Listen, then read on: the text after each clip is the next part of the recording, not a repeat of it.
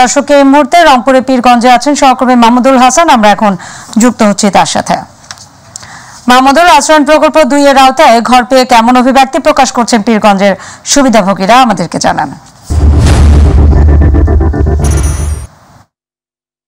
মাননীয় প্রধানমন্ত্রী নাদিয়া, আপনি যেমনটা বলছিলেন যে আজকে সারা দেশে কিন্তু 18,563টি পরিবারকে গৃহহীন যে পরিবার, সেই পরিবারগুলোর মাঝে কিন্তু যে প্রধানমন্ত্রী কার্যালয় কর্তৃক যে আশ্রয় প্রকল্পের যে গৃহ এবং যে জমি হস্তান্তর, সেই প্রক্রিয়া কিন্তু রংপুরে আমরা দেখেছি যে রংপুর জেলায় 566টি পরিবারকে কিন্তু এই যে গৃহহীন যে পরিবারগুলো রয়েছে তাদের মাঝে কিন্তু গৃহ হস্তান্তর কার্যক্রম সেটি কিন্তু চলমান রয়েছে। তবে আপনাকে জানিয়ে রাখি যে আমরা সকাল থেকে দেখেছি যে আমি যে জায়গাটিতে রয়েছে রংপুরের পীরগঞ্জ উপজেলা, এই পীরগঞ্জ উপজেলা এখানে যে গৃহহীন পরিবারগুলো যারা আজকে জমির দলিল এবং জমি অর্থাৎ যে গৃহ সেটি কিন্তু উপজেলা নির্বাহী কর্মকর্তার মাধ্যমে কিন্তু তারা হাতে পেয়েছেন এবং তারা এই গৃহ পাওয়ার পরে তাদের আসলে চোখে মুখে যে আনন্দের যে আনন্দ অশ্রু সেটি কিন্তু আমরা লক্ষ্য করেছি। দীর্ঘদিন পরে যারা এই আবাসস্থল থেকে আসলেই যারা বিভিন্ন জায়গায় কোনো রকমে দিন যাপন করেছিল, রাত্রি যাপন করেছিল, সেই পরিবারগুলো কিন্তু এখন তাদের নতুন ঘরে উঠবে এবং সেই প্রত্যাশা নিয়ে কিন্তু তারা এই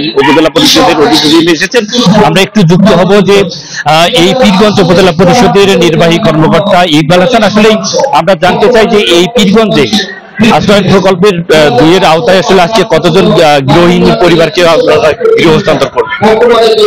ধন্যবাদ। আজকে গণপ্রজাতন্ত্রী বাংলাদেশ সরকারের মাননীয় প্রধানমন্ত্রী মুজিব বর্ষের উপহার হিসেবে 102টি ভূমিহীন এবং গৃহহীন পরিবারকে 2 কক্ষ বিশিষ্ট একটি সেমিপাকা ঘর উপহার দিচ্ছেন। এর মাধ্যমে আমরা এই পর্যন্ত পীরগঞ্জ উপজেলায় 666টি পরিবারকে ভূমিহীন এবং গৃহহীন পরিবারকে ঘর দিয়েছি এবং আজকে মাননীয় প্রধানমন্ত্রী পীরগঞ্জ উপজেলাকে ভূমিহীন এবং গৃহহীন মুক্ত ঘোষণা করলেন এবং এটা আজকে আমি মনে করি পীরগঞ্জবাসীর জন্য একটা অত্যন্ত গৌরবের এবং এটা ঐতিহাসিক একটা অর্জনের দিন। ধন্যবাদ। জি, যেমনটা শুনছিলেন যে আমরা একটু জানতে চাই যে এখানকার যারা সুবিধাভোগী রয়েছেন, যারা গৃহ পেয়েছেন, তাদের কাছে শুনতে চাই যে চাচা, এর আগে তো আপনারা কোথায় ছিলেন, এখন গৃহ পাওয়ার পরে কেমন অনুভূতিতে জানতে চাই? খুব খুশি লাগছে, আনন্দ লাগছে আর কি। আগে আসলে জন্মভূমিতে থাকা জায়গা মহা খুশি স্যার, মহা খুশি। তারপর শান্তি আমার এই বর্তমানে নয় স্যার। আমি একটা ঘর পাই, এরপর আল্লাহর কাছে আমাদের কাছে কোনো চাওয়া নেই।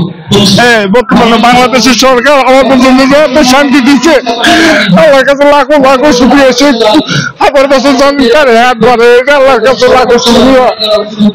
নাদিয়া, যেমনটা শুনছিলেন যে আসলে এই মানুষগুলো গৃহহীন যে পরিবারগুলো দীর্ঘদিন ধরে তারা যাদের যে বসত বাড়িতে আসলে থাকার জায়গা না পেয়ে তারা কিন্তু বিভিন্ন ছিন্নমূল পর্যায়ে কিন্তু তারা তাদের বসতি গড়ে সেখানে কিন্তু পরিবার পরিজন নিয়ে কিন্তু তারা থাকতো। এখন কিন্তু যে প্রধানমন্ত্রীর যে কর্তৃক যে পাকা বাড়িতে কিন্তু তারা উঠবেন এবং জমির দলিল কিন্তু ইতিমধ্যে বুঝে পেয়েছেন এবং তারা আজকে থেকেই কিন্তু তাদের যে নতুন বাড়িতে তারা তাদের পরিবার পরিজন এবং ছেলে মেয়েকে নিয়ে কিন্তু তারা তাদের এই যে পাকা বাড়িতে উঠবেন, এই সেই প্রত্যাশা নিয়ে কিন্তু তারা আসলেই অনেক আনন্দিত এবং তাদের পরিবার পরিজন নিয়ে তারা যেন ভালো থাকতে পারে এমনটাই কিন্তু তারাও কিন্তু প্রত্যাশা করছে। তবে সব মিলে এই ছিল আমার কাছে যে রংপুর থেকে প্রধানমন্ত্রী আশ্রয় প্রকল্পের যে গৃহ হস্তান্তরের সর্বশেষ পরিস্থিতি।